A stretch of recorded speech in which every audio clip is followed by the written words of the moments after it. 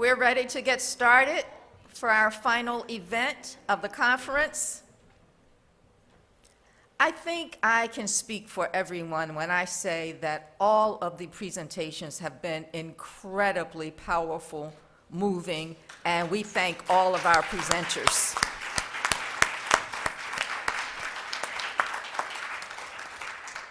I did not introduce myself yesterday, I think, when I began, but I am Marlene Watson, and I'm the current president of the Family Process Institute Board of Directors. And I also want to thank the board for their great ideas and willingness and commitment to putting on this particular conference. So thank you to all of you. And now I have the tremendous honor of introducing Dr. J. Lebow. Dr. J. Lebow, Jay is the current editor of Family Process and a clinical professor at the Family Institute at Northwestern University.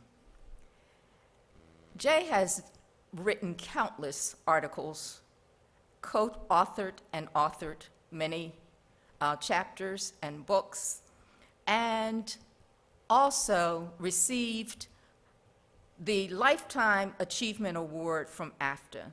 I think that award really says all that we need to know about Jay, and that is he hasn't just been a leader in family therapy, but a champion, and has also lived, breathed, and been absolutely devoted to family therapy.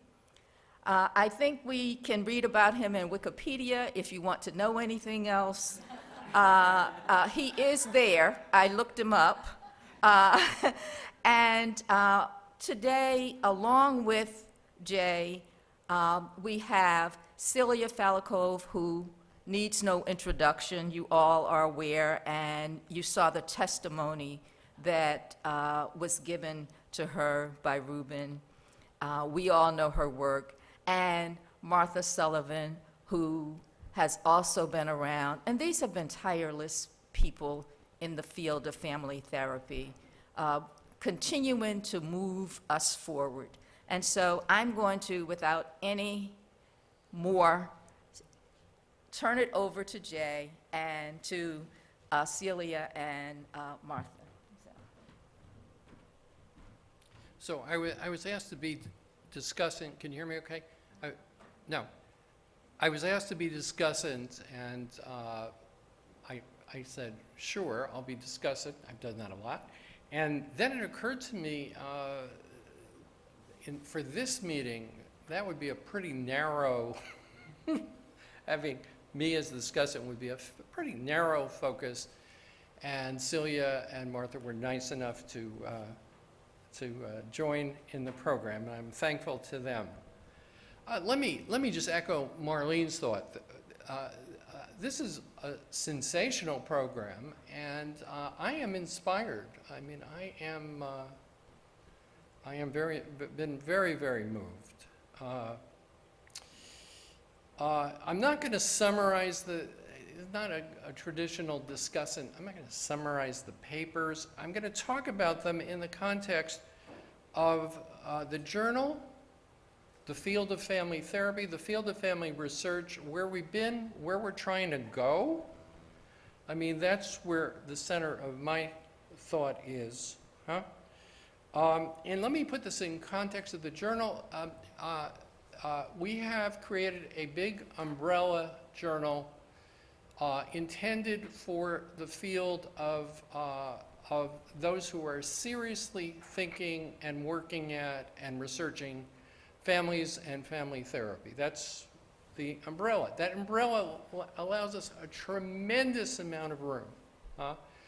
And we get papers from, this year so far we have papers from 40 countries that range from your traditional, very boring paper about attachment and whatever in Ohio, a paper about child marriage in Pakistan.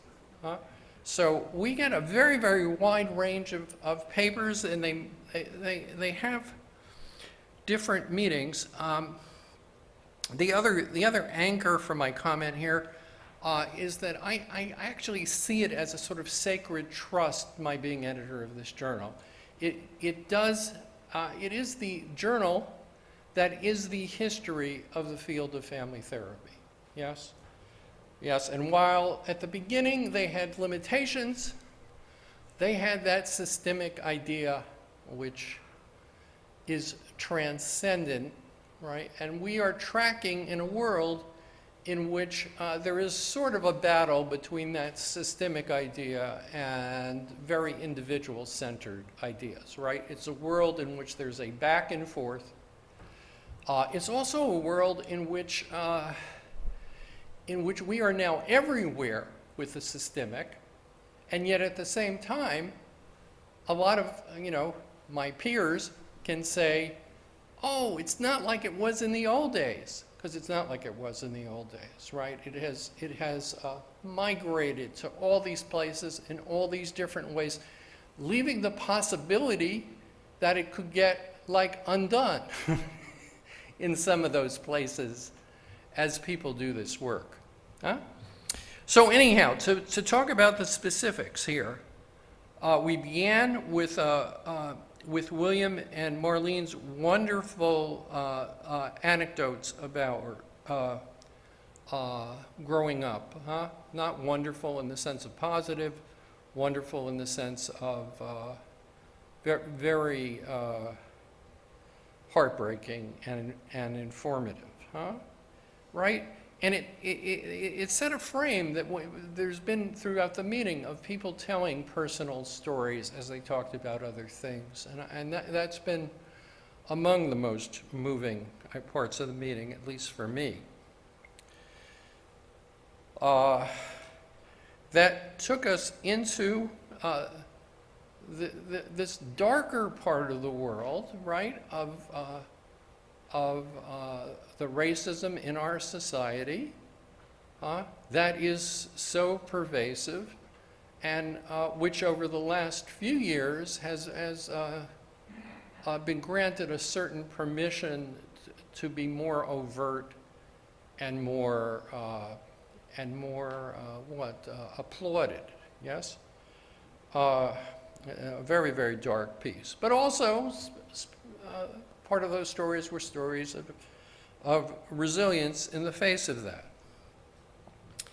Evan then gave us a presentation that reminded us of something that we very much value in the journal, that social justice is intrinsic to this activity, right? Family therapy, family research. It should be built in.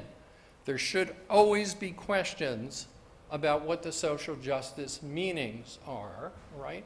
And one of the complicated tasks, I'll talk about a little bit later, that you have as an editor, is you ask, what is the social justice meaning of this paper, right?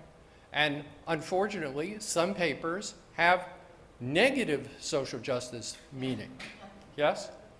Right? I mean, we get papers from this field that's called evolutionary psychology, if you know anything about it, right?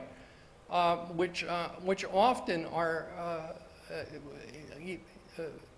perhaps, let me be generous, and say unconscious manifestations of deep-seated kind of racial beliefs that are sort of almost out of eugenics, right? So, yeah, so this is the field of endeavor that we're in. As I said, we have a big umbrella and we get a range of papers, and there's really the need to consider them in that context. Evan also highlighted, another piece I want to highlight is she highlighted how family therapy, that thing with this, the shiny thing that we have even today, can get lost as in the industrialization of the mental health field, can get turned into a line item, denuded of all of these things, denuded of social justice, even denuded of systemic kind of ideas, right? Yes, it becomes we offer a couple program. Good for us. right? Even had probably has some value, but very different. And this all reminds us of the importance for us of staying with our systemic roots, right?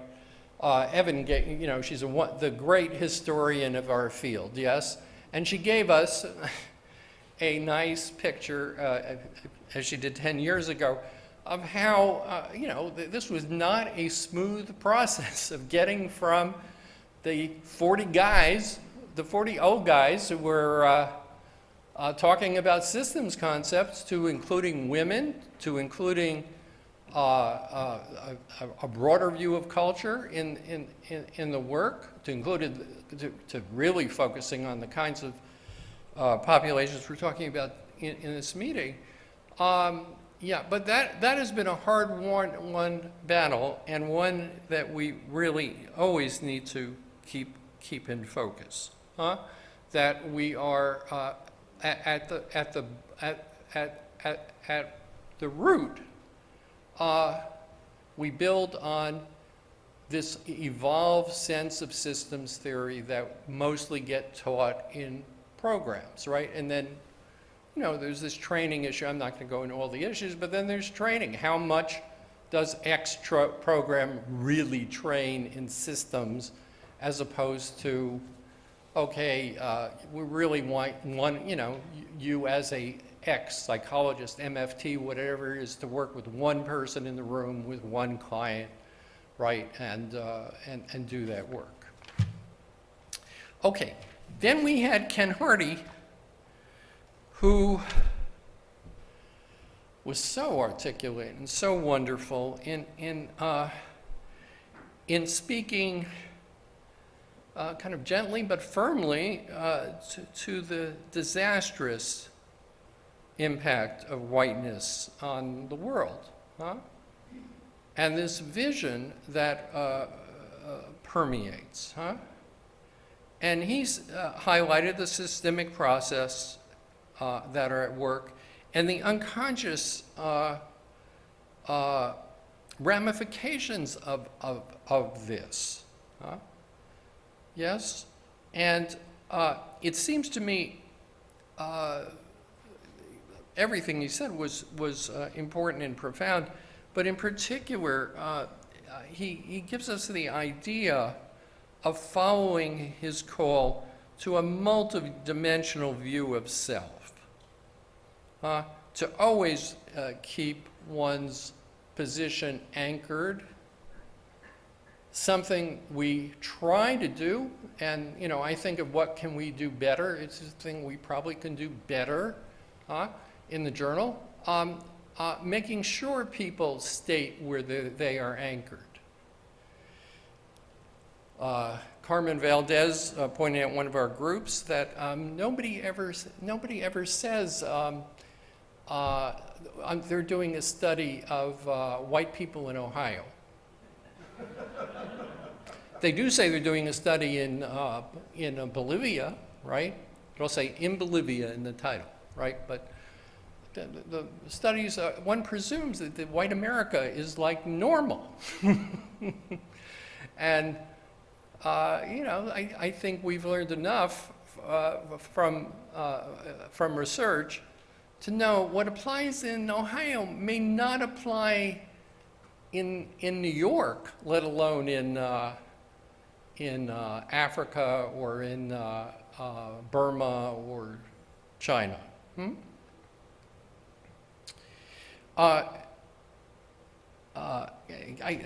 Ken said these words: healer, helper, jailer, and those had a profound meaning for me in the sense of just remembering who you are in relation to whatever you are dealing with,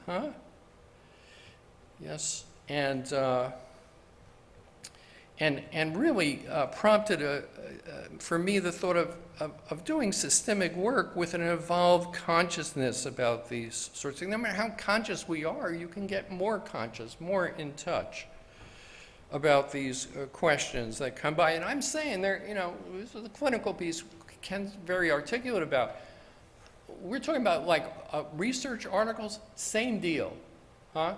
Yes? What are the implicit biases of it? What is being suggested?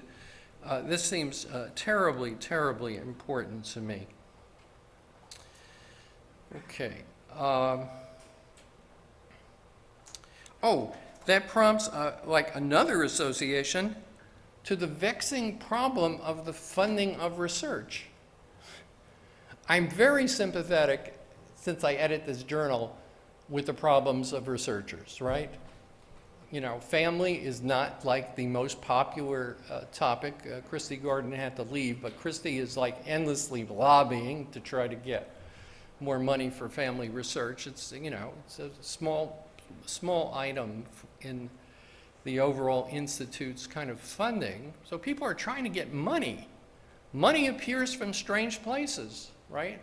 The single most largest pot of money that has been in the family field in the last 30, 40 years was a George Bush initiative, right, to help, quote unquote help,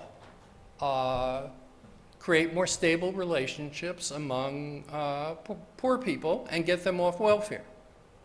Sometimes they were tied to getting them off welfare, like you were going to get taken off welfare if you didn't participate in the program, right? Yes. Sometimes they were, the treatments were given by, you know, ministers who, let's say, were not entirely neutral about a bunch of issues that might matter to us, right? But it was an enormous pot of money. It was an opportunity to do some research that couldn't be done without the money.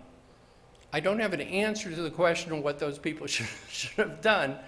I do use it as an example of just calling attention to the dilemmas people have in this sort of way, right? These are real dilemmas in terms of how to have some kind of coherent life as an academic researcher in this field. Huh? And then we as a journal wind up then dealing with, you know, sort of the output from that, which we have to figure out what to do with. Huh? Yes. Okay.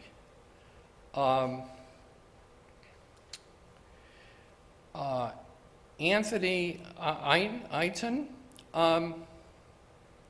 accentuated how the health is political, right? And told us about how zip codes matter more than most anything else, right?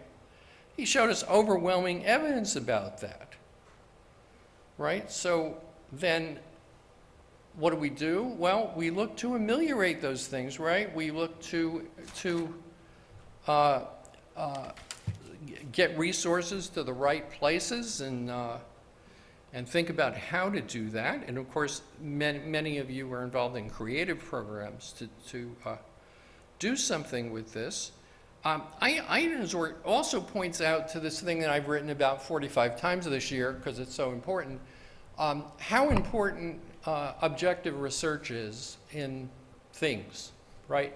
In our field, we had a time where people were asking, like, there is no such thing as reality and there is no objective research. And my statement back to that, while of course that is technically true, right?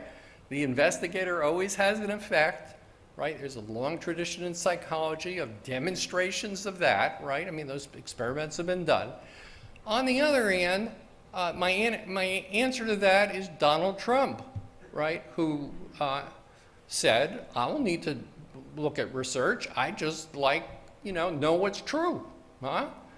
Right? And he had his, he has his narrative about what was true, and it was, and I think, when they did counts, it was in the thousands of distorted facts, right? Things that he held to be true that weren't true. So I think his work shows, Eiton's work shows, that what we can get from big quantitative research and from qualitative research, right? It's not one or the other. Our journal tries to have a balance between the two. They provide different kinds of information. One complements the other. Yes? And let me say, thorny issue for editor is what do you do when you have a study that really shows what you would like it to show, and they've got 8 people from, I'm going to give you an example, 8 members of PFLAG were the families that were, interviewed, yes? Right? PFLAG being the gay support organization. Now,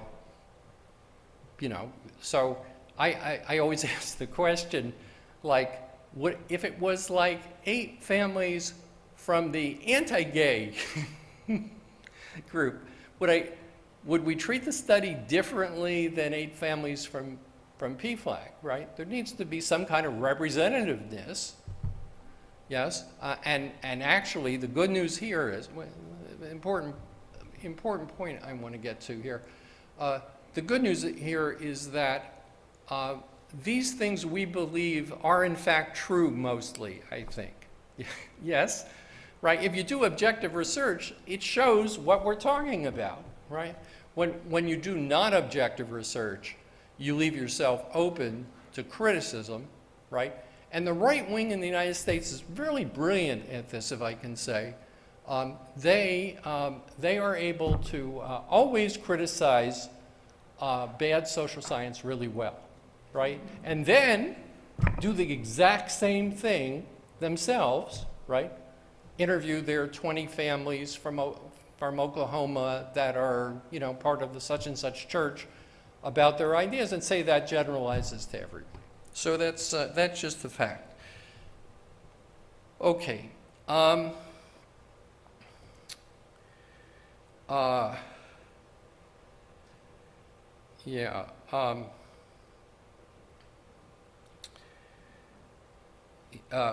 Eitan also pointed to the importance of large systemic factors beyond the family, and one of the issues for us as a journal, us as a field, is how much do we move from family to macro system, right? It has been a tradition of family process and the family field that has always been multi-systemic, right?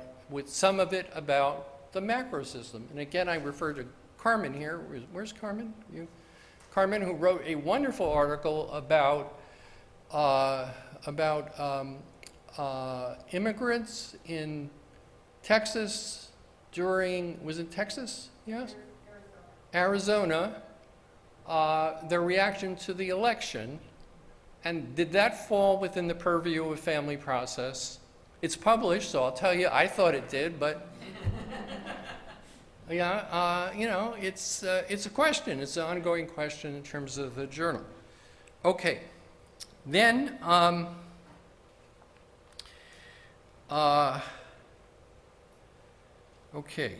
then we have Nadine's presentation, and Nadine, I love the way she created a frame of telling us how things to be done, but in a humble way.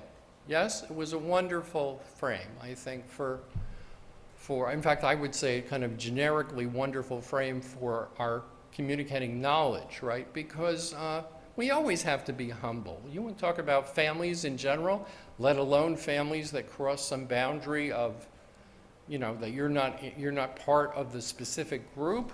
You have to be humble, yes. And I think one thing, just to say, the journal tries to do is we promote humbleness. I think if you've written a paper for us, I can almost guarantee that we've asked you to tone down the conclusions because maybe you got a little too much enthusiasm going for what was one study, right? Yeah, I mean, things have to be replicated and they got to be looked at in other places and so on. So I thought she did a wonderful job of framing that and gave us a whole range of things very, very close to my heart and to things we publish in Family Process about both common factors and specific sorts of things to be done, right? And certainly when you talk about the treatment of any population or problem, you're talking about some combination of common factors and something more specific, right? And she was talking about that context. Of course, Rubin's work is it mirrors that, and that was quite wonderful for creating a really nice focus, I thought, for how to talk about these sorts of complicated issues, right? Yes, because I believe the enemy, it's not the enemy, it's the complexity, it's not the enemy, the complexity is the student who has their 5 points written out, and I'm going to do these 5 things in the meeting, because it says in my treatment manual I do these 5 things, right? And that deadens the activity, right? So there were a number of presentations that really accentuated Rubin's just now. That accentuates the vitality of the relationship, it's the vitality of the connection that matters, I think, in therapy, in these other activities that you might be calling enrichment or group education, psychoeducation, whatever. You know, that is a key ingredient. Okay. And then we had Rubin, who took us nicely into the post-pandemic. Thank you, Rubin. I wish to live long enough to fully appreciate that. And you know, in the way that moved everybody so much into the world of immigrant people, right? Even people who aren't immigrants in this country, they're living in Mexico, but they, you know, they have lives that they are trying to put together with such obstacles, right? And really capture the visceral experiences of people in that context. He also told us about the mental health disparities in a way that you know, communicated clearly. Again, there were statistics just how bad this problem is in terms of disparities. Health disparities, mental health disparities, Black people, Latinx people, certainly kind of most affected by these things, and then this whole question of, you know, for the journal, for the therapy field, how do you undo that, right? How do you do these constructive things? And those you close with those pictures and you know, Celia's book and so on, but things that move in this direction, right? Because we have I had this experience. I'm gonna end in a sec, but I had this experience the other day. We had to move out of our offices because they were redoing the building and move back in. And I had this experience of I had to take my books one by one and go through them, put them back on the shelf. And, you know, this field has been a field of such creativity and such a range of great ideas. You put up a couple of those books, right? I mean, they are just so meaningful, right? And provide such guidance. And now our task, family process task, the family fields task, how do we get that to actually migrate into the broader world, right? It's a back and forth battle, right? Because the other forces are very strong, right? Pushing medical models, pushing individual focused models, right? And us as advocates for this thing that has, like I always say, there's no finding with more evidence than the importance of relational life in people's lives, right? Around the populations we're talking about in this meeting, people have cited tons of evidence about the enormous effects, negative effects of racism, positive effects of the resilience in the groups we've been talking about, and of building those. But how do you get, you know, how do you move the field, right? And then there's hope. Ruben's hope at the end of the pandemic. My hope that many of these new technologies open up family possibilities I always feel like the great constraint for family therapy is getting everybody in the room. We've now found some ways to do that, as Ruben says, I can get everybody to come in. Yeah, it's good, right? Yes. So there's hope, huh? Okay, so how do we build the systemic narrative? How do we make the journal more what it needs to become? What do we learn from the conference? Because I can make, say, well, boy, the conference is very consistent with what we're doing, right? But where are we feeling? Where could we do better, right, in these ways? These are really important questions for us as a journal. So with that, I will stop, and Martha and Celia will make a few comments, and then we'll open up the conversation.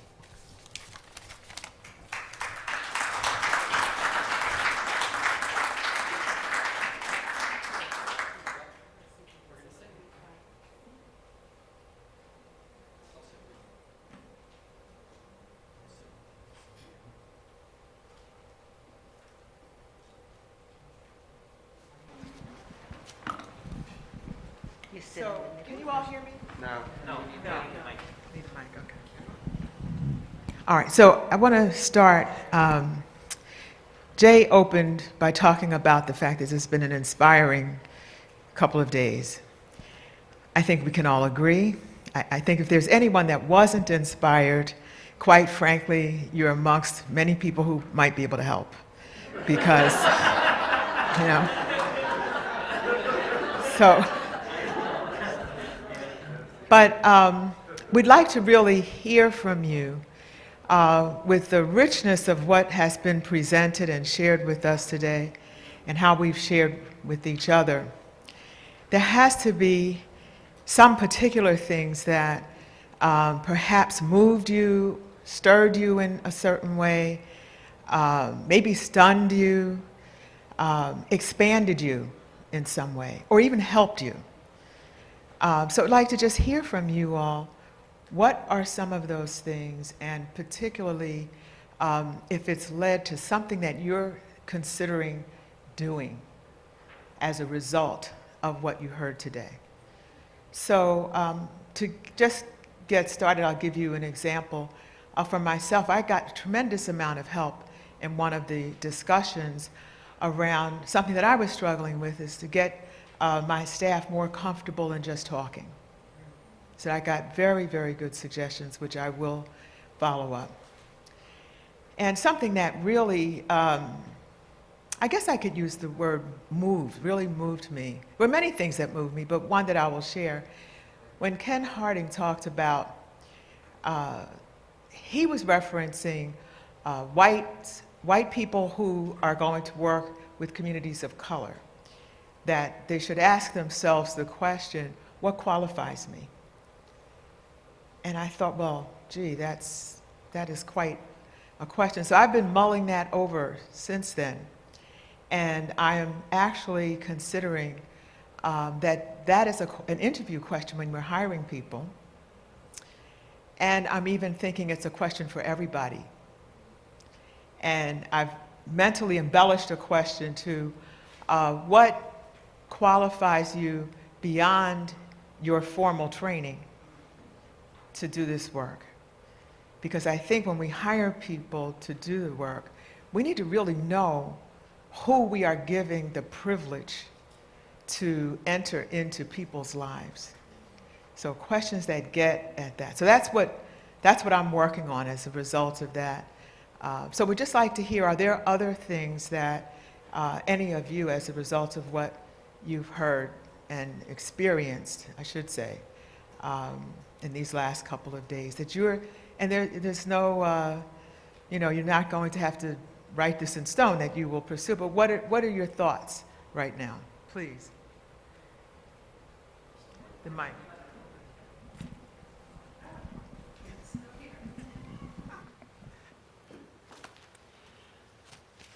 I'm reminded the first day of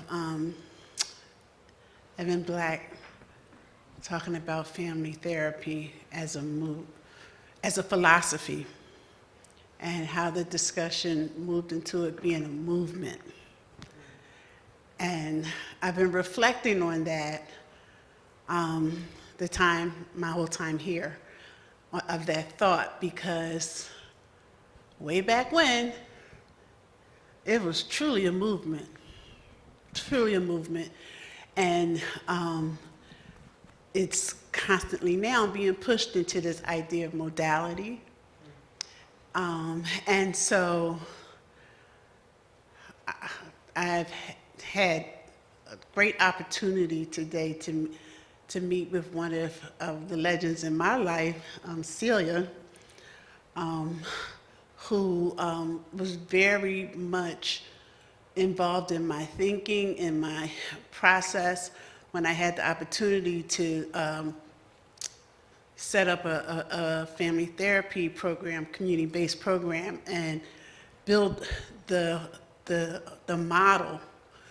And this was back in 2005, and it still exists today. I'm not there, but it still exists today, but built the model based on her multidimensional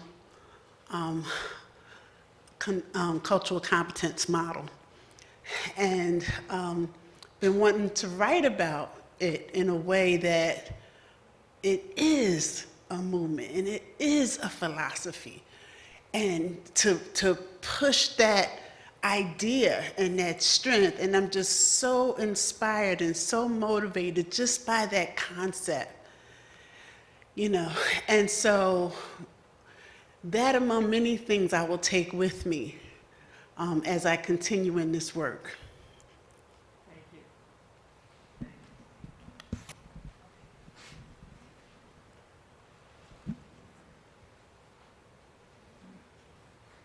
I'd like to go back to the issue of policy and an issue for the Institute and leadership to reflect about.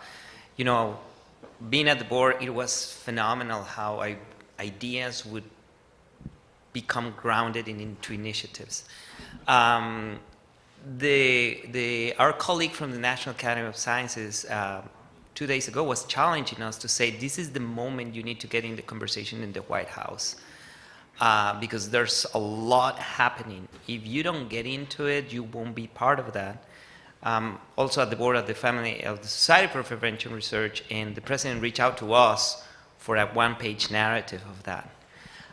There's so much wisdom in this room on policy, you know, when we think about William's experience and Marlene's experience and many others. And I think I resonate a lot with what you were mentioning, Jay, is we have seen the beauty of family therapy. We're disentangling how to move that into communities, but how do we promote second-order change so it's a right for people? Like when we think about the work in Norway, you want parent training, by law, you have access to that, right? There are infrastructures because there have been policy changes. So I think it's just a thought for us as a group, but also for the Institute. Where is policy in the future of the Family Process Institute by embracing an advocacy approach to that? Because I think the times we're gonna get behind our times if we only keep thinking about intervention and even community-based intervention. We need to think about second-order change nationwide and structurally if we are going to start making changes in the inequalities we're facing. Yeah. Yeah, I couldn't agree with you more, you know. But I will go back for a minute to issues of complexity in terms of policy for me. The conference was incredibly inspiring and also very mobilizing emotionally for me. There were so many times during the conference where my heart was pounding, you know, with Evan's presentations, Ken's presentations. The 2 days were full of emotional reactions. and full of memories for me that came back. And one of them that I would like to just spend a minute talking about it, because also William Turner brought up the issue of proximity from Brian Stevenson's book, Just Mercy. Well, all of, many of these things have had tremendous influence in my thinking. So there was one situation in a clinic where I work where there's a group of women that we work at the clinic, that everybody is 3 U's that I will only mention here for a minute, because publicly we're not supposed to say undocumented, because it endangers people. So it's very easy to find out who is working with this population. So we use the other 2 U's, which is underutilized, underserved, and uninsured. So there is a museum in San Diego called the Mingay Museum of Folk Art. So in a group support that I facilitate with a community organizer and community helper that we call promotores, that I run every Tuesday morning for an hour and a half. And we just simply facilitate what people want to talk about. It's not a therapy group, it's a support group where people tell stories that could be self-disclosures or not. And so in one of those situations, it occurred to me that perhaps I could organize a trip for about 10 to 15 of the women that usually come to the Mingay Museum of Folk Art, because there were 2 exhibits. One of them was of an Indian woman who was in her 80s, and she had been in forced seclusion by her husband in a very small house, not allowed to go out. So, a clear case of emotional and physical abuse. But she utilized that seclusion by creating little statues that out of barro, a clay, and then she started putting them in the windows. And people began to see them, and they were enchanted by it. Sometimes they would knock on the door and say, "Can't you bring this to the market to sell?" And she couldn't, right? But lo and behold, he dies at one point. So she becomes very well known in the town, and the Mingay Museum in San Diego discovers that it's possible to bring her to San Diego to do an exhibit of her art. So, and that's in the top floor of the museum. In the bottom floor of the museum, there's this fantastic exhibit of the Tree of Life, which probably many of you know how an important symbol is in Mexican culture. The best trees of life you've ever seen, in multiple colors, beautiful colors.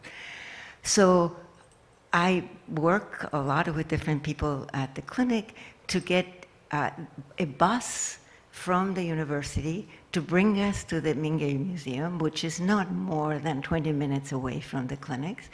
And we all embarked that morning on this wonderful trip of going to the park and the museum. And Tuesday mornings, the museum is free.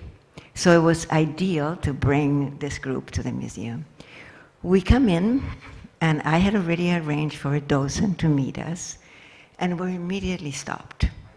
Immediately stopped, no? And these are, of course, all women of color. They look very different than the people who generally go to the museums. And we're not allowed to go in. And I am enraged, and so I say, what is this? I'll show you my ID. Please call the director of the museum. They know who I am. I arranged everything. No, and do these people speak English?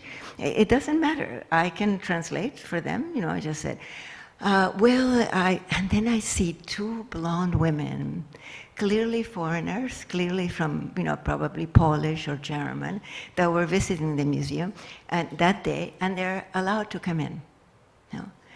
And so that memory stayed with me. So we finally managed to get in. And it was it was a marred experience because people were already very traumatized by this intervention of the museum. And then, I won't make the story very long, but then there's a Japanese garden next to the museum. And so I said, okay, let's go to relax afterwards to the Japanese garden and have some lunch, some box lunch that comes there. There were, a group of white women there, and they start moving their chairs away. They didn't want to sit close to where we were. And so it was a very traumatic experience for everybody, even though by compared to the big traumas that most immigrants have in life, and the fact that many of these women are married to men and they themselves do what in the field of immigration studies is called the 3Ds, which I don't know if you know what the 3Ds are. They are people engaged in dirty, denigrated, and dangerous jobs, that they do every day. And they were taking a break for that. They never go into the city because they're terrified. And so when we talk about policy, I want us to reflect, is like, it reminds me of sort of Bronfenbrenner idea of the micro, the meso, and the exo. What was in the middle? It was micro, no, meso, next to it was, then it was, meso, macro, and exo, right? So these are the institutions immediately outside of the family. The museums, the parks, the buses, the jobs, right?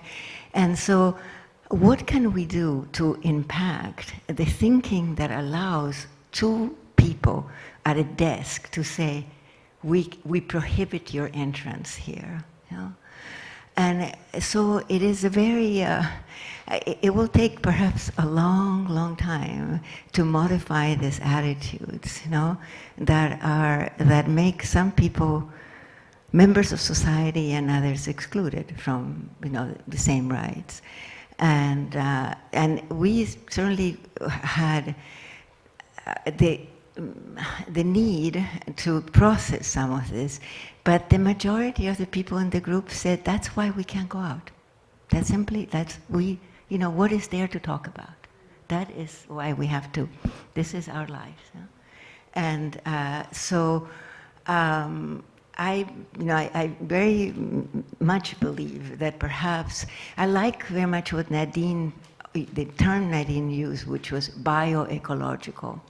We are very used to talking about a biopsychosocial model. Psychosocial, the difficulty that it has is that it is too much about how people react about their social situation, but not enough about how the ecology that people live in needs to be transformed. And I think, the journal, perhaps, in terms of procedures, I don't know if you think this is absurd, but that we could begin thinking about asking people who are doing research or who are doing clinical things to really do talk more about things like the zip code. I was at the Philadelphia Child Guidance Clinic many, many years ago when I spent 2 summers being trained there. We had something called reading from the blue sheet. And the blue sheet was the intake sheet. And the intake sheet had information about things like zip code and jobs, all, the things that sort of make up an entire life for people. So I would like to see things like that in the journal, where we pay attention to the immediate context. So that's, if you have ideas about policies that could change this, it would be, great to continue the conversation on that. So okay.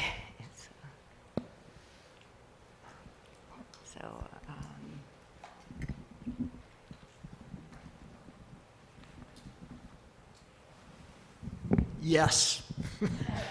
Celia, absolutely. All right. I'm known of people at NIMH when I walk in and talk to them, and I say, you have this thing called the RDoc. Those of you who do research know about this. It's a highly detailed description of individual functioning. It's very beautiful, it's done nicely, and it's really important. And I always say, why don't you have a context doc? Why don't you say that context is important? Because you know, and this was an experience I had, Tom Insel, was presenting a long time ago. He was the head of NIMH, and he said, there's this new study out, and it has to do with how if you look at genes and environment, genes don't have an impact by themselves, environment doesn't. But you put the two together, and they have important predictive capacity. And, and I looked over at one of his assistants, and I said, would you tell him to tell the story correctly? The vast majority of the variance was due to context. It was not due to genes. So while putting them together is important, we really need to push those people to be thinking more about context, and it's really hard. So all forms of context from the bottom up are essential. So you're definitely right on. I'm told that Ken Hardy is part of the conversation now, too. Is that right, Ken? Yes, I'm here. Did he answer? Huh? Oh.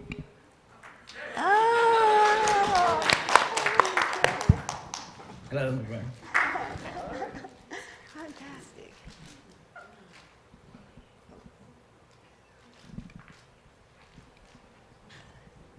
So, were you? So I want to go back to where Ruben and Celia and George were. This is too high for me. On why are all the studies about genes and brains? And believe me, I left that lab because I found it very boring to slice brains and look at neural pathways. But I think it has something to do with control. You can control what's in a lab a lot more than you can control what's in a community. If you think about the need to design research protocols where you want a lot of things controlled so you can test one or two factors, life is way more messy than that. And so it's very difficult to do that kind of research at the level of accuracy or statistical probability that you can do in a lab or even with an animal model. And I think we need to pair, as family therapy, family systems thinkers, with some of the people who are doing incredible mathematical modeling. Behavioral genetics is one field that is doing that. And they are finding, just as George said, the genes really are not that critical. I mean, some genes are, but many of the things we're interested in, there's very small variants explained by the genes. But what they are not doing, because they don't have the expertise this room has, is knowing what are the critical environmental factors to build into their models to understand. So if we wanted to go more for research, they would be a group that I think pairing up with people in this field would be very fruitful for both, and we would understand things more. That being said, I'm thinking of, I was talking with several people. When this field started as a movement, we had very charismatic therapists who would get up on stage and they would do all sorts of magic mojo with families, and we were all very excited and everybody looked like they were getting better. And the criticism of that was from the institutions, well, you don't have any data to support that these things actually work. Our esteemed editor, Jay, has tons of data now saying that these things work. We've come to the second stage, that paying attention to relationships and families and systems really does give you better outcomes. That's not enough to change policy or politics. And believe me, I've tried at our state level in other ways. Just showing data does not convince anybody.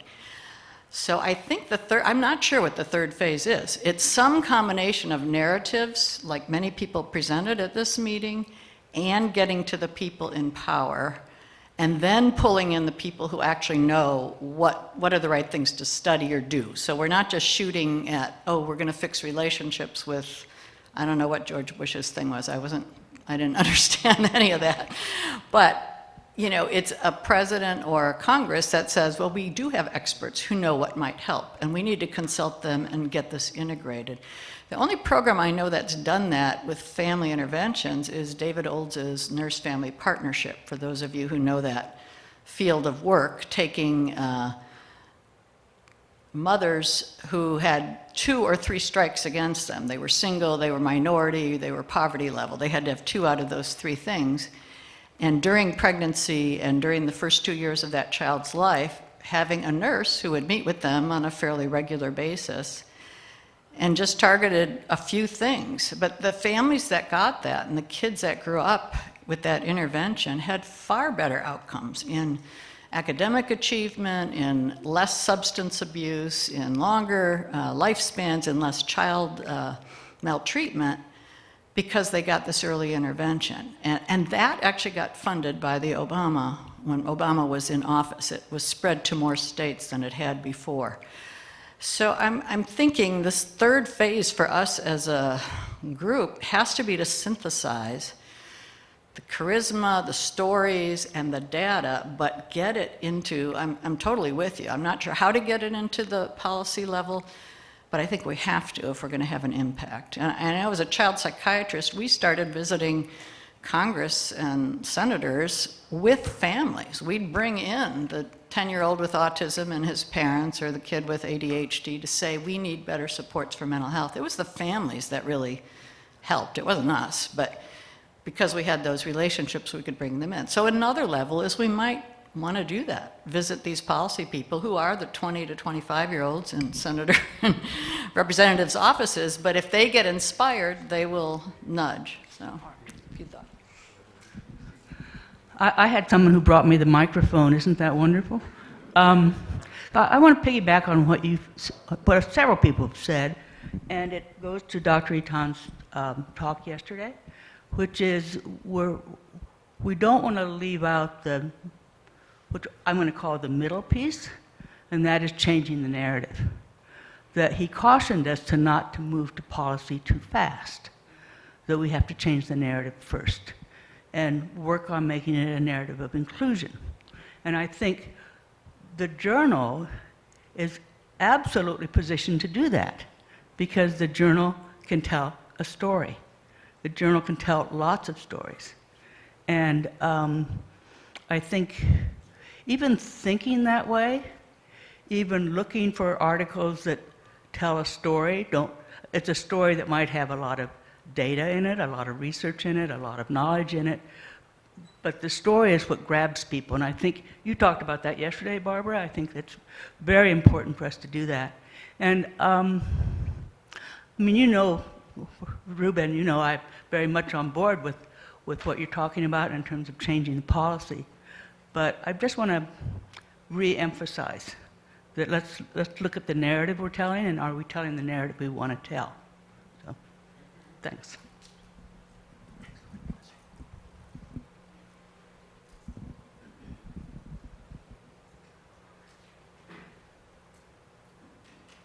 Well, I'm glad the microphone was returned to you, because I had this metaphor that it was the right wing of the room that was being silenced.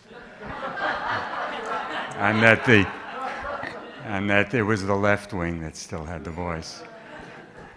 Anyway, just to try to reflect both on my personal reactions to the meetings, but also on what's being said now about policy and narrative.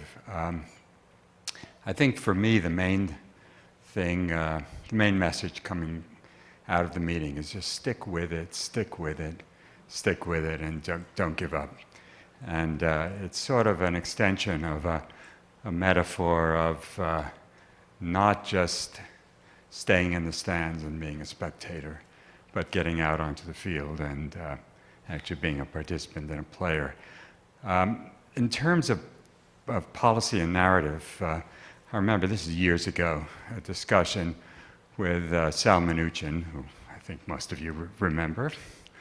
And he had been invited to a White House conference on the family. And there was a large group, and people were going around the room. And he was maybe the 12th or 14th person who was supposed to talk. And he noticed that every person up to that point, had made their pitch in 1 minute or less. And he was prepared to give a book as his, as his talk. And just thinking about, just from a narrative point of view, of how to hone it and just figure out what is the essence of what you're trying to say. And for me, I felt, I'm looking at Ken on the screen as well, that this has been a process that I think I've experienced in this meeting of people who have all been really working on what they believe, what their values are, what's the essence of what they're trying to communicate. And what we were privileged to be able to hear is the fruits of that, of just those years of just tough work in terms of honing things down. Now, last story very quickly, just in terms of the policy end of it. So I was in Washington as sort of a kid a number of decades ago after my residency training at NIMH. And there was a psychiatrist, Gerald Clareman, who had come down from an academic position to run the agency that was the overall administration of NIMH and NIAAA and NIDA. And he would meet with us, we were called clinical associates, he would meet with us once a month just to talk about policy and talk about being a player rather than influencing power. But what do you do when you wake up one day and you are actually in a position where you have some power, and what are you going to do? And he said the one thing that he decided he was going to do was to change the review process and to set up two separate divisions. So one was going to be the program division and the other was the review division, and they would be separate. And I remember as a kid thinking, this is what he came down to Washington to do? This was his big thing. The implication of it was that he was shifting the power of who was initiating the granting process for the extramural program from the program people in these institutes to the academic people out in the field who are now taking the initiative. And within a couple of years, that whole power shift had changed. So why the point of that story? It's just sort of that there are times when if you really sort of think about it and can figure out, where do you insert yourself so that you really can make a difference? And supposedly we know how to do that when we are working with families. That's what we're looking for all the time. So how can we extend that to the political arena? The right wing has been brilliant in doing that. So they've had a multi-year strategy in which they've said there are two things we're going to focus on: state legislatures and the courts. And now we're stuck with that. And they just were doing this for years, and here they are. So this is simply a pitch to say that we don't have to go back and forth, I don't think, between narrative and policy. They're connected. And yes, we need to hone down the policy, the narrative rather, but it's in the service also of saying, okay, where do we, who do we talk to and how do we become the players as well? So why aren't we not just talking to people who are making the decisions, but also looking for places where we can actually be the decision makers? I just want to make a very quick comment in response to Peter. To note, last week Helm Sterling died. He may be the last of the first generation of family therapists. Somebody could tell me there's somebody else, but may well be. And I remember as a young person, family therapy was going to take over the world, yes? And there was all that enthusiasm. So I want to say, we have Peter's alternative, right? Which is, I think, where things are. We just keep plugging away, at what is a huge endeavor now, and that involves thousands of people, hundreds of thousands of people, I'm sure, if you count all the clinicians, right, around the world, and really work in this way that our speakers have spoken to. You want to go? So, the people who pulled this together have been getting a lot of acknowledgement and a lot of thanks, and it's probably not enough. All right. The people who have been pulling this together and have done all the behind-the-scenes work and the leadership work have been getting a lot of acknowledgement and thanks, and I think it's probably not enough. You guys just deserve incredible accolades. And this part makes me a little bit nervous to say. On a personal note, this conference for me has been really, really powerful. As some of you know, 3 years ago I had a catastrophic accident which everybody agreed should have killed me. Apparently that's not the case. Though if that had been the case, heaven might look like something like this. So this has been an inspiring confidence-building thing for me. It's sort of like my first step back into the field. And to see the leadership position that Family Process Journal and Institute has taken is really, really lovely. And my hope would be that together we can find some ways to build that more and more. Sort of like Vicky's piece about narratives of inclusion, Ruben's piece about policy, some of the discussions about having some kind of standard that fits with the values and beliefs of this gathering. Let's see if, there's probably a few other things, but by and large, I think this group probably has the brain power, the emotional power, and the spiritual power to come up with some incredible ideas about how to make that happen. And I'm willing to make a commitment to do whatever I can to help that out.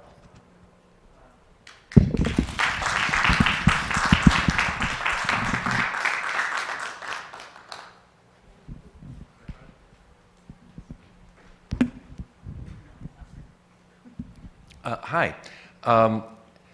I want to make an obvious observation that this group has a lot of wonderful old brain power in it.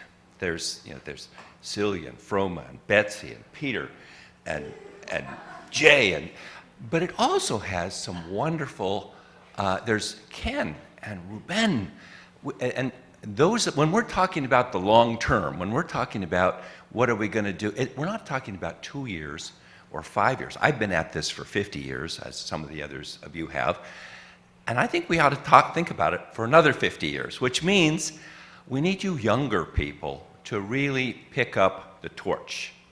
I'm looking at some young people that need to stand up and be part of this. Yes, Celia, I was part of that movement. I was at the Philadelphia Child Guidance Clinic during that heyday too, and it was a movement. It was exciting. It was wonderful, and then and we were going to change the world, and I think we still can. I really do, but it's going to take Mr. Hardy, Dr. Hardy, I can get the Paros part, but Ruben. So you young people, I want you to go home. You middle-aged people, us old people will be there for you. We'll continue to Roma, right? Okay. Betsy, yes. Okay. So this is going to be not 5 years. We're thinking 10 years, 15 years, 20 years from now, and some of us won't be there, but. We hope that you all will be continuing to bring some light and some truth to mental health that we tried, and we've come quite a ways, but we haven't been able to totally accomplish yet.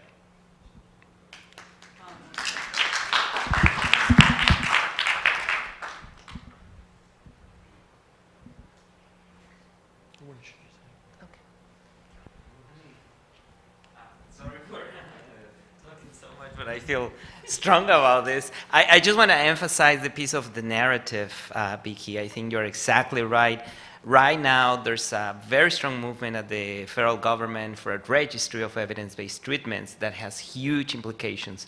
Because if you are in the registry, you are eligible for reimbursement at several levels, and that implies low-income families will have access to those services. We're fighting to get into that, but the ones who are winning the battle are the ones who have the best narrative to insert themselves in the systems. And we are not represented.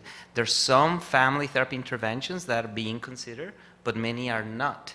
And who's being considered? The ones who get it and the ones who refine that narrative.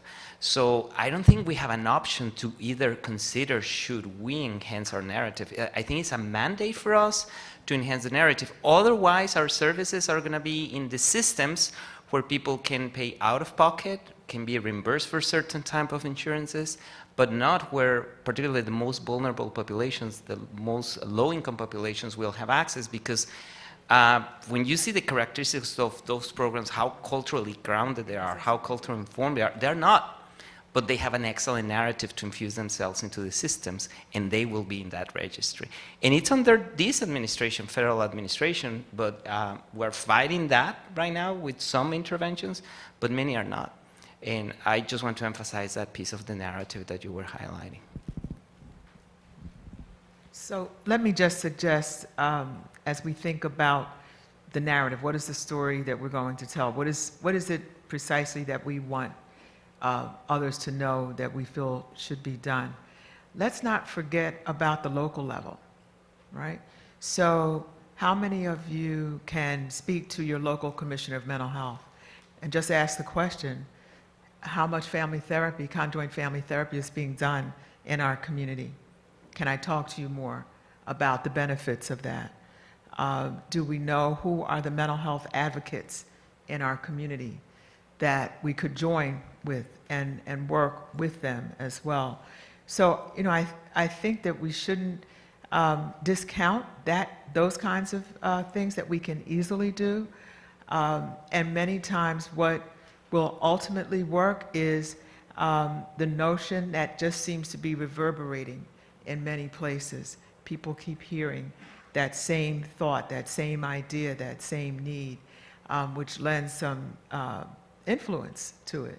So I would just like people to think in those terms too, because I think otherwise we often go home from these meetings feeling, yeah, that's what should be done, but it's beyond what I can do. And then nothing happens.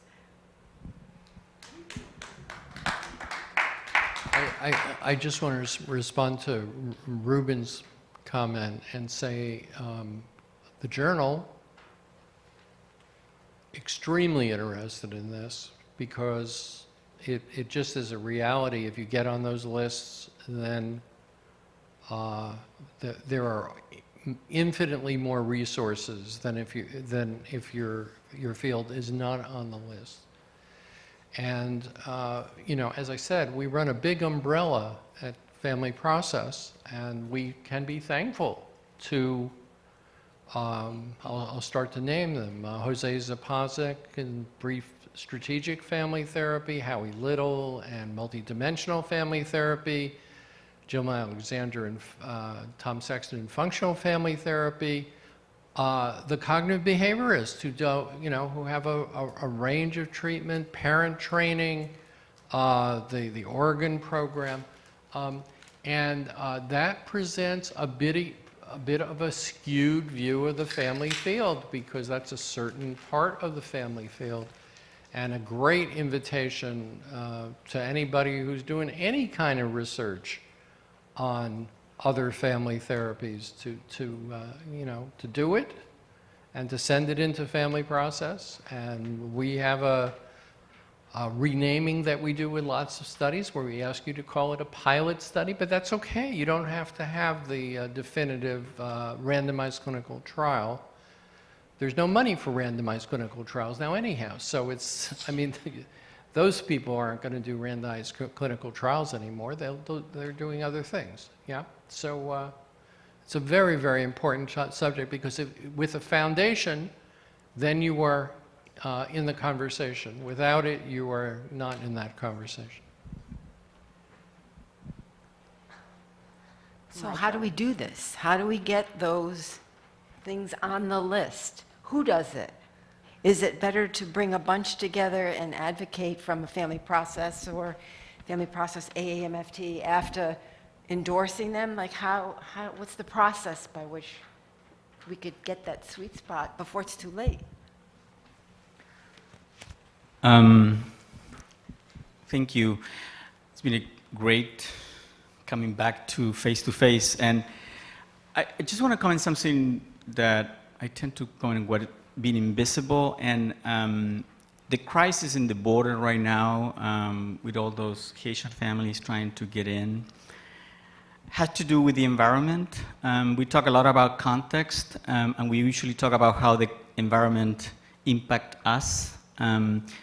But we do not talk about how we are basically destroying the environment around us with our daily actions and what we do. And I just want to take on something that Ruben said today is related to, hopefully this crisis will not make us to forget that this crisis was created because we are not letting nature to have a space in the conversation.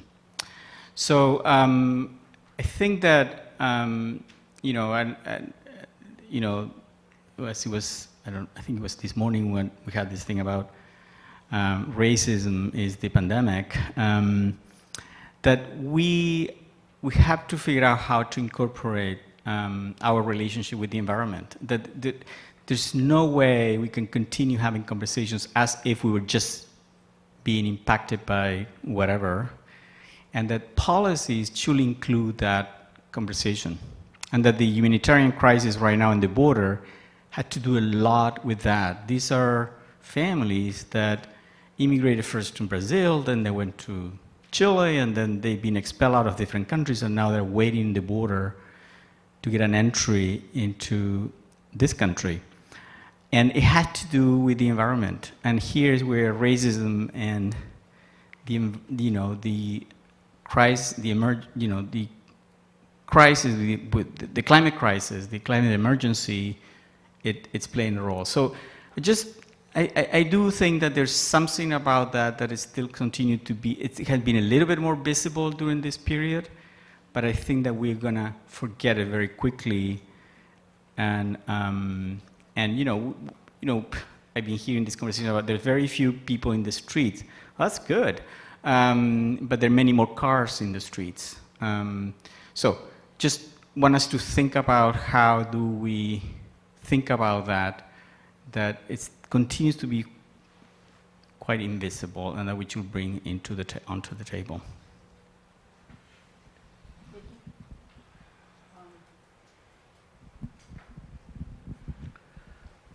So my white cognitive, having lived a lot of years, brain has kicked in. And I don't want to dismiss what you just said, Gonzalo, because I'm totally on board with what you're saying. But I want to go back to something Ruben said, which is that we have to hone the narrative. And so my question is how are we going to do that?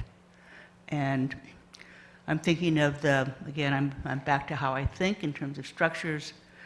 We have a structure. We have the Family Process Institute Board, which could do it, or could create a task force which could do it, that we could all sign off on to help Ruben, because he's in a position where he can have some influence, or others besides Ruben.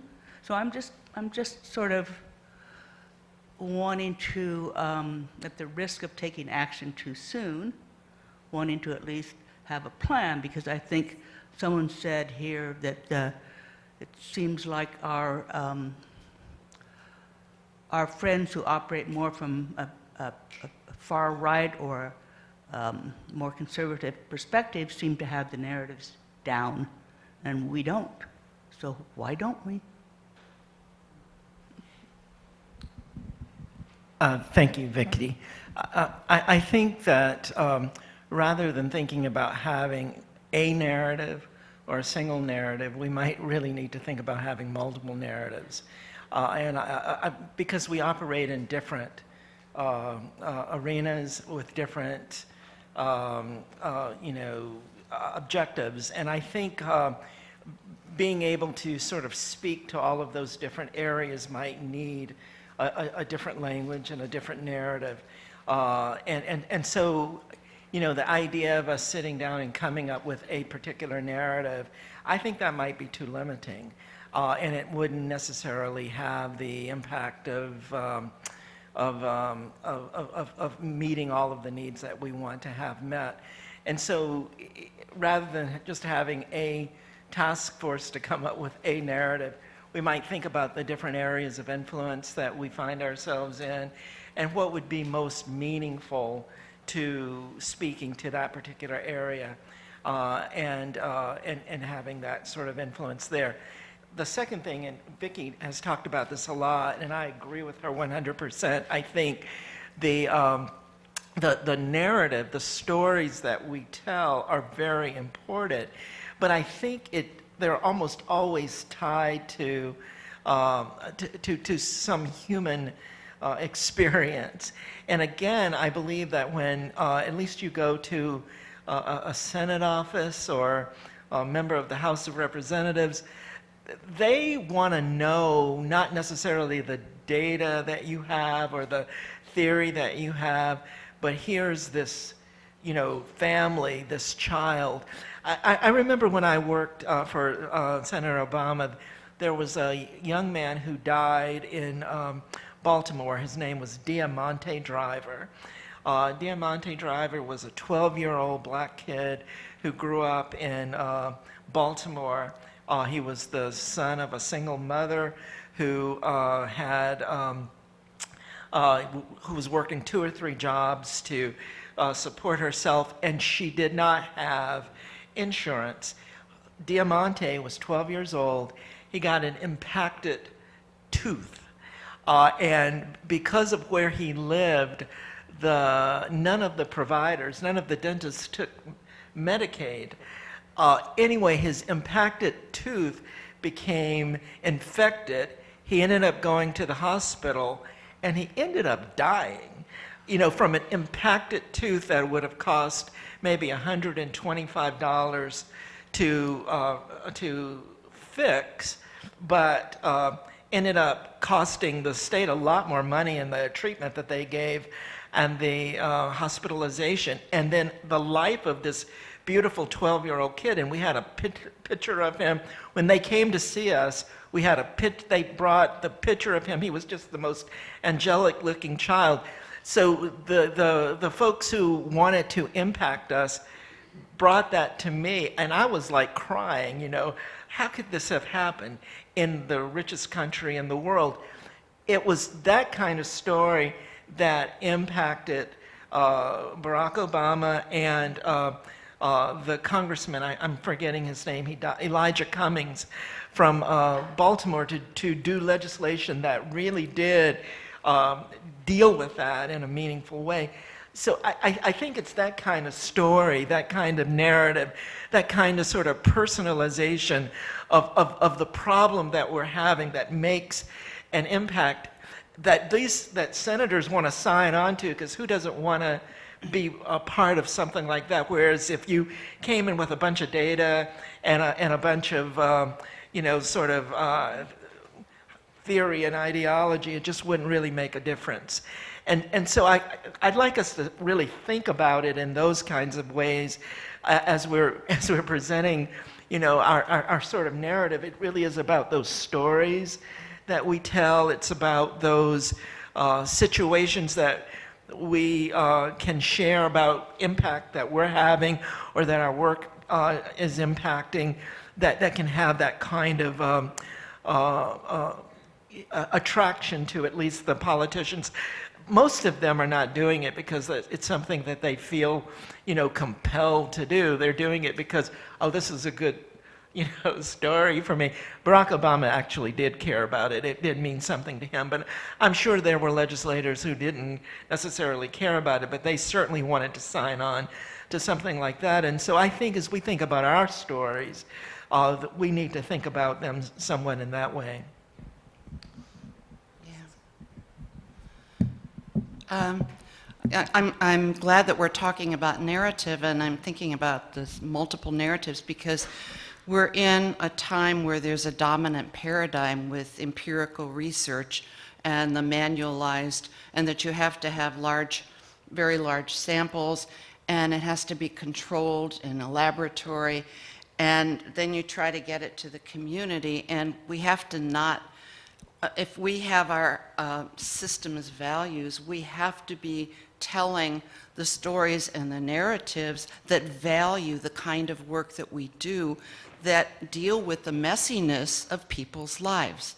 Because just a small example, at our center in Chicago, John Rowland and I were contacted by the deputy mayor in LA if we could come and do some training for communities that were plagued by gang violence and drugs in a preventive program for youth, for positive youth development when they were at high risk in those neighborhoods of joining gangs.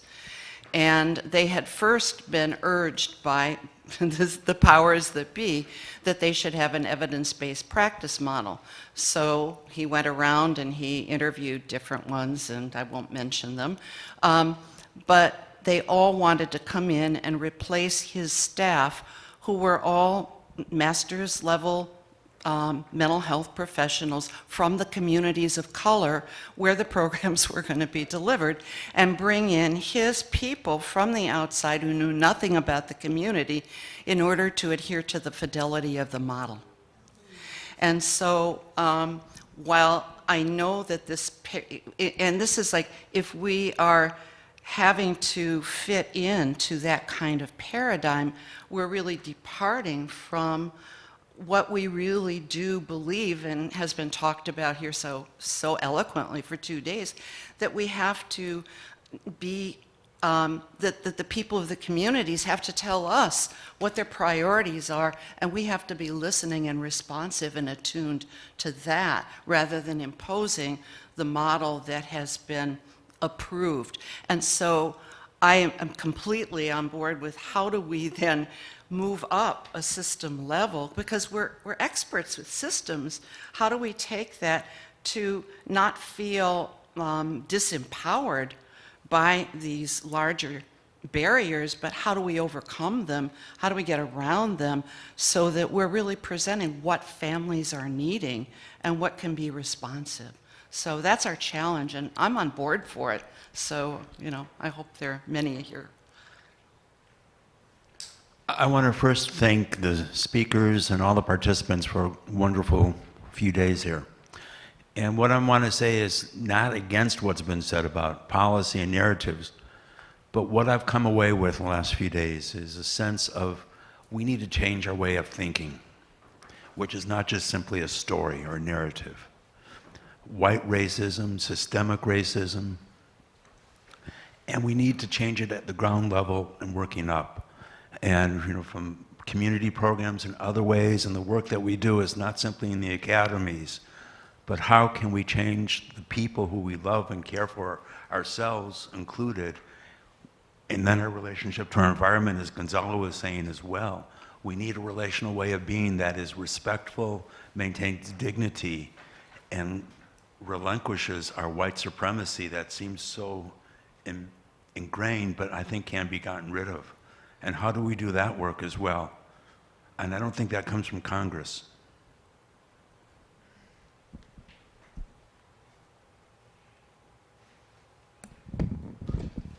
I think that there's things that could be done immediately, but there's also things that, maybe universities can do as far as having grants for people to come into this field that are Black and brown and, bring their ideas and their experiences to, this marriage and family movement.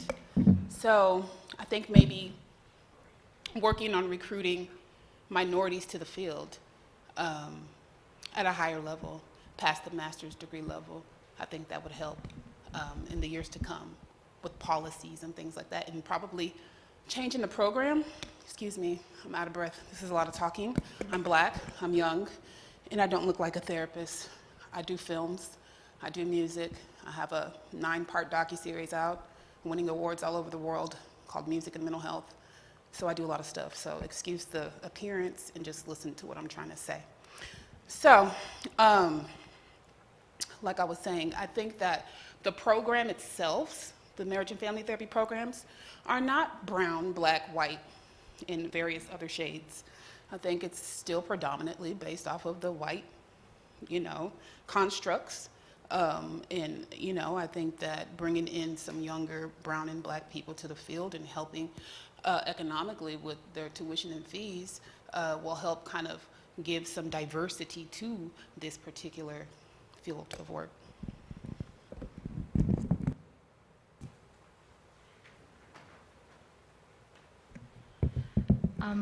So I feel quite nervous about saying this. So first of all, I was trained in being a policy researcher in social work profession. So I'm really not trained in family therapy or marriage counseling or couple family therapy. So I'm really trying to think as an outsider, if I still may use in this term, the perspective. So, but I'm quite nervous. I'm just kind of to offer the way I think about it, because these 2 days conversation really led me to think. I aspire, first of all, I really have immense respect about all the legends here or mentioned by Ruben, how much they contribute to this field, to this profession. But yet at the same time, based on this 2 days conversation, I really, as an outsider, I'm not so sure, perhaps, because the family therapy term is really originated from UK and US, from the white folks. So I wonder if it's time to update the term. Instead of saying family therapist, another term I can think of is a family practitioner.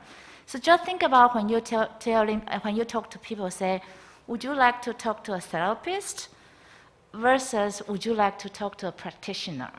I think it's really give a different impression, because this 2 days conversation says a lot. There's so much we have to learn as a practitioners and to learn from the people we work with, instead of the people we work with to learn from us. So the family therapy to me still hold that privileged position to portray who we are. I'm here to help you, but I like to work with you. But that doesn't really give the impression we are in the equal footing or equal position in this collaborative relationship. So that's just my 2 cent thought. And if you want to hate me, I deserve it. Thank you.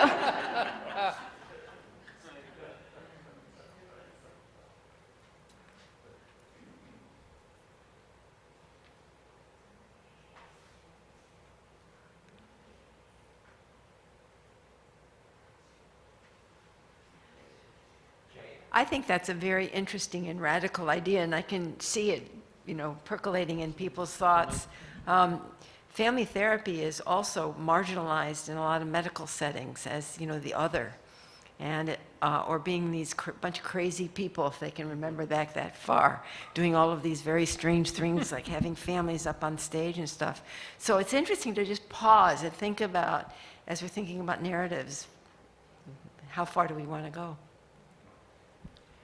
Hey, Ken, I've been polite and not asking you things, but I'm being prompted to ask you your thoughts. So people are curious. So I'm not sure whether the correct behavior is politeness or to ask you in this. You've been nice enough to come in by video. So any thoughts, Jeff?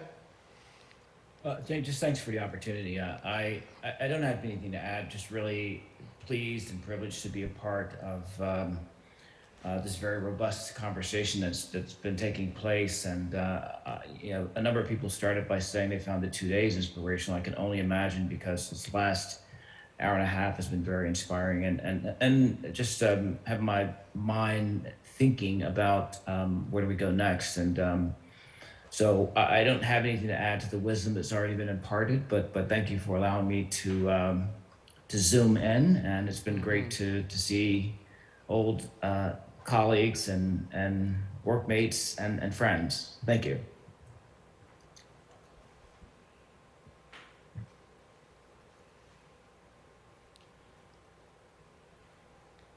Other people have thoughts? Go ahead.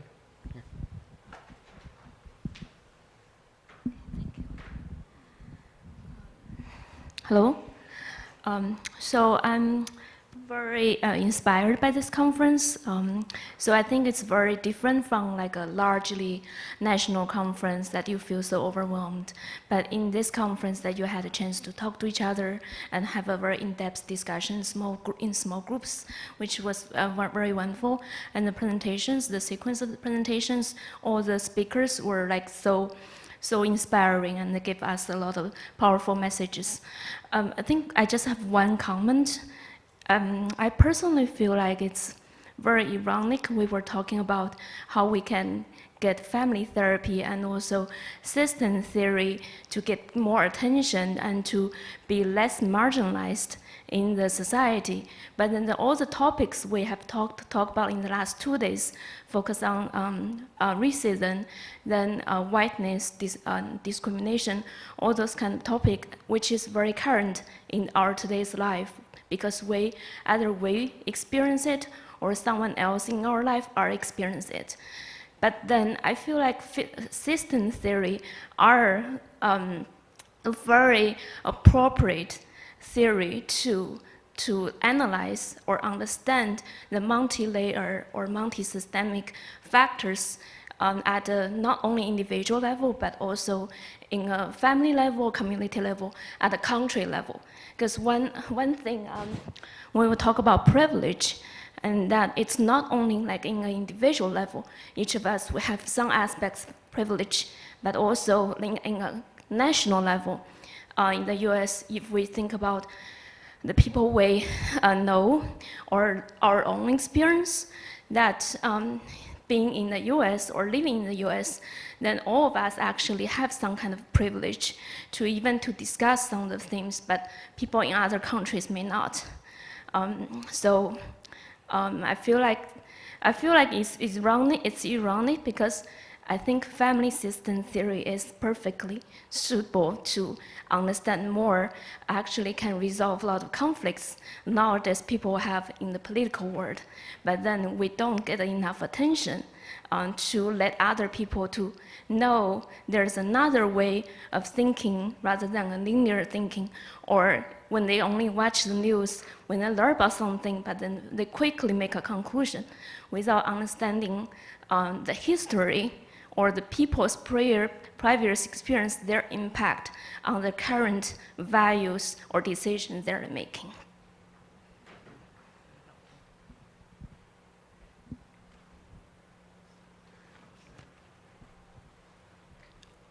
I was just going to ask Ken, if I may, kind of quickly. Everybody in here has been talking about sort of problem-solving ways to change the narrative. And a big part of the narrative in this country is based on whiteness, and I'm just wondering if you have any thoughts about how we go about changing that narrative, especially because it is so founded in whiteness. Yeah, thank you. You know, this will probably sound like a pimple on the face of the difficulty, but just some of the comments I heard earlier, reflecting on just the importance of us actually naming whiteness. I think we respond to phenomena that have names. I mean, if you think about March of 2020, when this unnamed virus was capturing the planet, there wasn't a way to really talk about it. And it was important to sort of name it COVID-19. And so forever, it will be etched in the annals of history that the first case of this virus emerged in 2019. Now when we say COVID, we have some common understanding. We have a way of engaging in relationships and communicating about it. And the power of naming it then, I'd like to think, in some ways, paved the way for us to pay attention to what some of the underlying symptomatology was, because we didn't know. We knew what to consider, what to rule out, what to rule in. Then there was the experimentation around a vaccine. And so we've watched in the last 18 months us and the world make some progress in terms of our understanding of COVID, perhaps not as accelerated as it should be or any of us would hope it would have been. But to me, it sort of reinforced the notion that there's a power in naming and there's a power in not naming. And so that as long as we fail to name whiteness, I think it will continue to persist. And I think even in the very structures that we're trying to interface as they currently exist, I think create some complicated dynamics for us, because many of those same structures reify whiteness. Whiteness is inculcated in the very fabric of those things. And so I do think it requires some critical thinking on our part as we move forward. But I just think as a baby first step would be simply showing a little more due diligence in naming it. Thank you. Yeah, that's such a helpful thought in terms of what you've been talking about. I'm going to connect it back to Yalu's comment just before. That fellow who used to be the president, as Biden used to refer to him as, yes, he named it a different thing, yes, than COVID, right? He had a different name for it, and I'm very struck by what you were saying, Yalu, that you know, the rest of the world experiences white America family therapy, white America family studies, right? And last I noticed, the rest of the world is very active in this endeavor, right? Very active in this endeavor. There certainly is more growth in family therapy in places like Asia than here, right? And there's a fair amount of growth here. That's not to minimize the growth here, right? So how do we have a truly international family therapy, and how does it get named in some way? You know, how does it get named in some ways? I'm struck what you were just talking about, Ken. There certainly must be a translation to every country of the world, right? Yes, right. This, you know, whiteness in relation to China, or whiteness in relation to Africa, or whiteness in relation to Iran, where we get more papers than I can count from Iran and China. Yeah. So just a thought.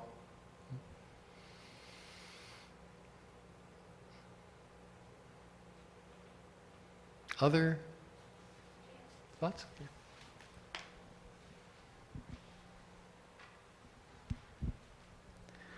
Well, let me start by just adding to what so many of us have said already, just feeling really grateful for this conference, feeling really great about the heart and the soul that's been at the center of the meetings and the talks and the conversations that we've had. I think that sometimes academia can be a little bit dehumanizing, especially with how isolated that we've been over the last year and a half. Ruben's visual of the person in the dark, kind of scary woods by themselves resonated. So it's been really lovely to see you who I already know, to meet new folks that I haven't known face to face, but I'm very familiar with your work.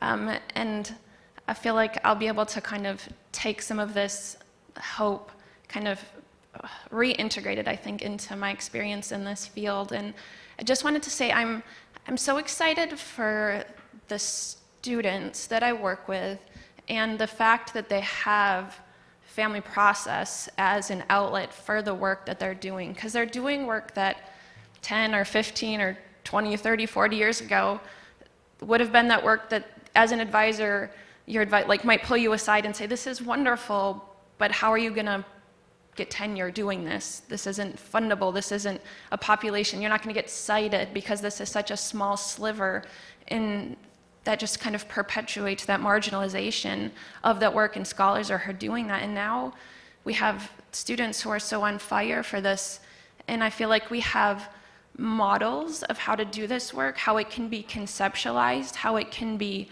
applied, both in a research framework and in the clinical space. And I also know that we have this fabulous journal with Jay as the editor, with very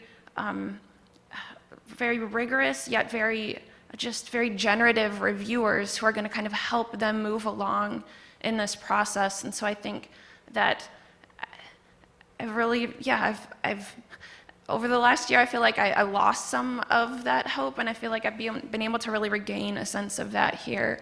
And I'm making, very tangible plans to make sure that I can transmit that back in our doctoral program and in some of the other, circles of influence that I'm in, just of how important this work is, and how, even though it might feel unsupported in some areas, that there are these communities of folks who are really passionate about this and really committed to this. And so I just wanted to thank you all for that.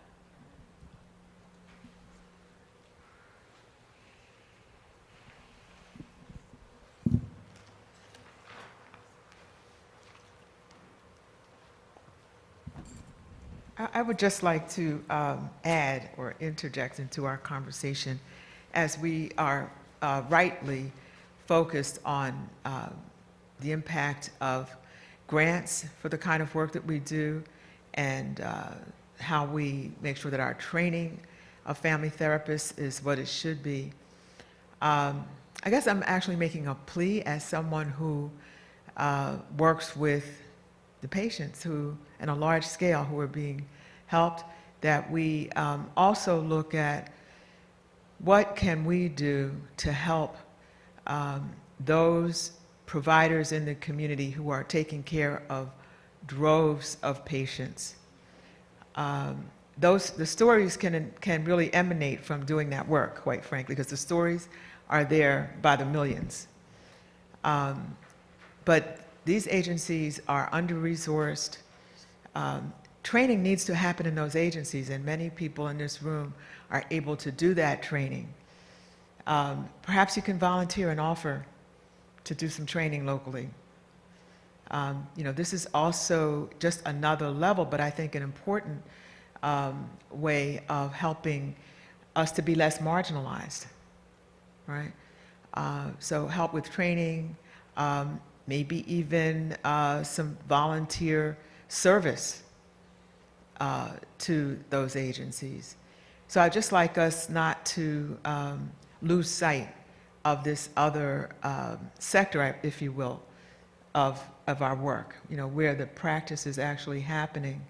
And if there's interest, you should know that one of the main concerns at that level right now is the focus on working with co-occurring disorders.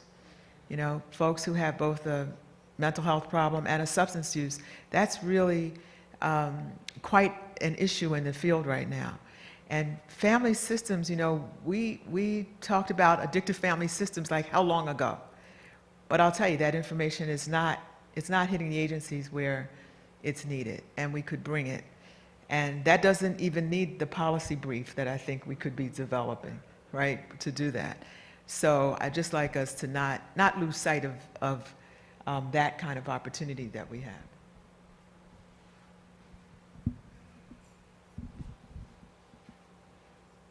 Anyone else? Ellen?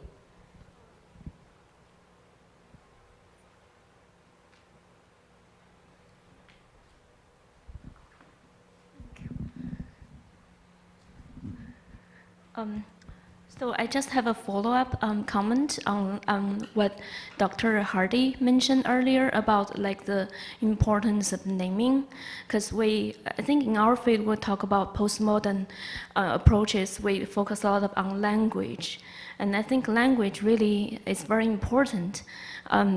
Just give you an example. So when I come from China, and then many years ago, when I first came to the US for my doctoral study, so I learned about Bowennian family therapy. Then that's the first time I heard about the word boundary. And so boundary in the Western society probably is very commonly talked about. Then people talk about not only physical boundary, but also like privacy and those kind of things. But at that time, I think in China, I never learned about the word boundary.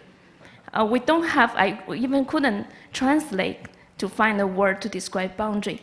Then that's why part of the reason when they define enmeshed families, so kind of define some of the families from a collectivism culture that are more enmeshed, then probably more problematic.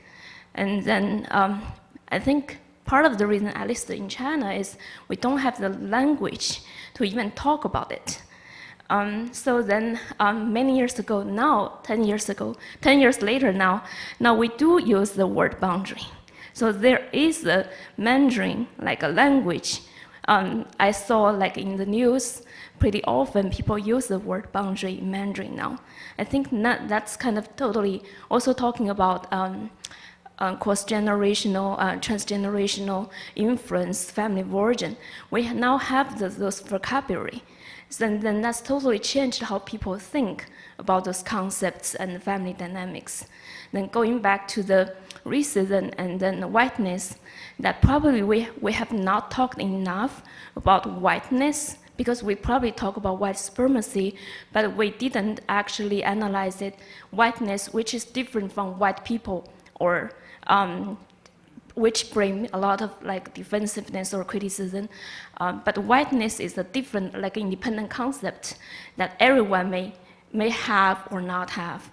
So, so if we let more and more people know about the word whiteness, maybe that can make a difference.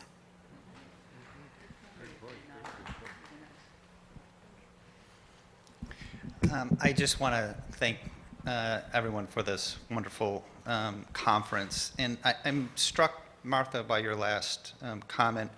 I think at times we don't take into account there are many other people working on these same issues, and we tend to feel as if family therapy can solve these issues, which is really delusional, I think, in some level. And so I really argue for coalition building, that you, as a family therapist, are you working in maybe places where they do Head Start? You know, you don't have to go to Head Start to be a family therapist, but are you supporting and going to meetings around Head Start? Are you going to the county office, the county mental health county meetings and just showing up? Are you going to Black Lives Matters meetings in your neighborhood?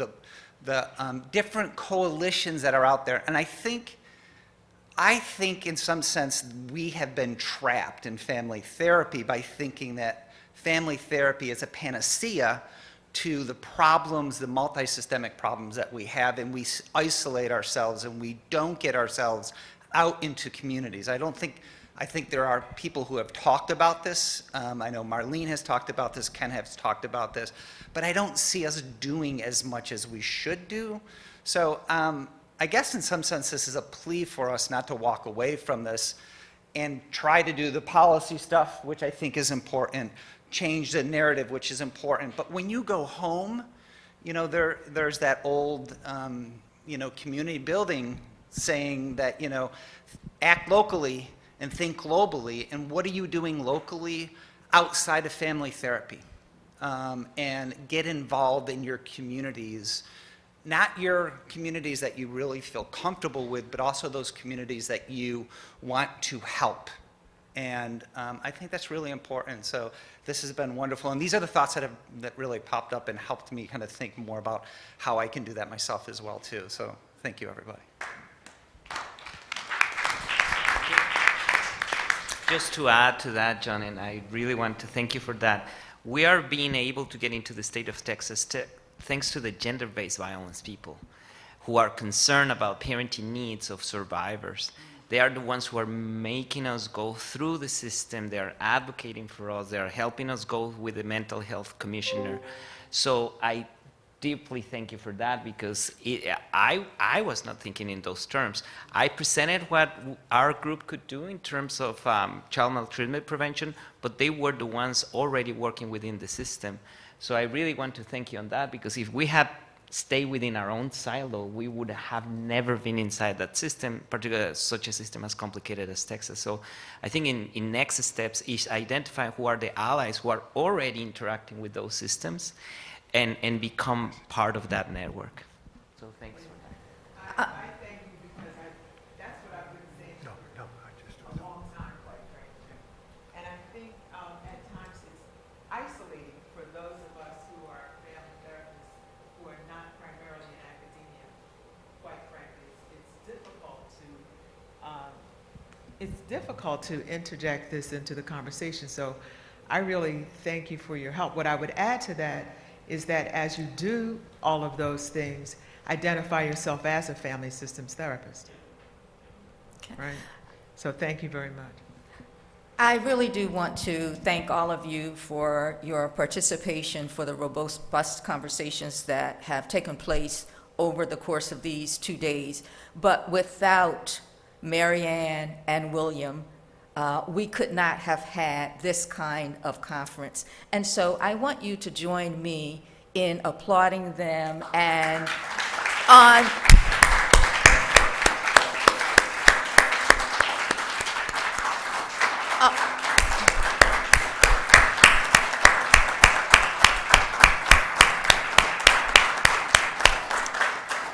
and on behalf of the board, I'd like to present each of them with the gift.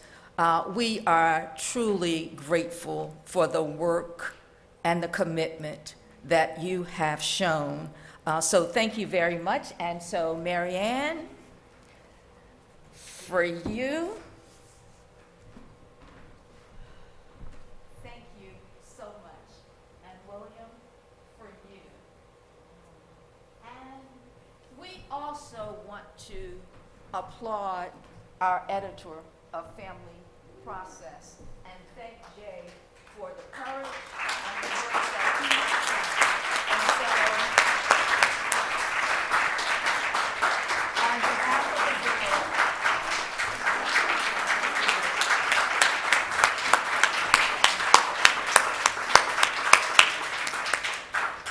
And now I'll turn it back over to our co-chairs. I know they would like to end the conference.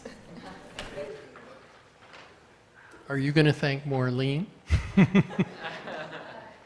will thank Marlene and the Okay. entire board for the vision to push us to organize this conference, because frankly, William and I thought they were nuts in the middle of COVID to say, plan a conference in a year and we'll all be able to meet in person. But I really just want to say how honored I am to be with all of you. I don't feel like I belong in such a wonderfully committed, passionate, smart, connected, verbal, articulate, friendly, kind group. I mean, I see you as some of the best people in the world. So thank you all for making this conference really what it was. Like Marianne, I really thank all of you for being here and for participating. We're so happy and grateful for our presenters. Each one of them just hit a home run and knocked it out of the park. We kept thinking eventually it's going to get not so great, and it never happened. So, Ruben, there was a lot lying on you there. and then you were maybe the best of all. But anyway, we just are so thankful that all of you are here, and the level of participation that you have given to this, the attention. And I really am leaving this conference feeling like we have a lot to think about, and that we have our sort of marching orders, and that we will be doing something about this rather than just going back to our respective places and putting another notch on our belt that we were at a conference. And I just want to say it was such a pleasure and a joy to work with Mary Ann. Like she said, we met probably weekly for about 8 months. Yeah. And Lori as well. And it was just so much fun working on this and bringing this together. So thank you. We look forward to having a wonderful dinner tonight, which I'll let Lori maybe talk about a little bit. And thank you again. Thank you.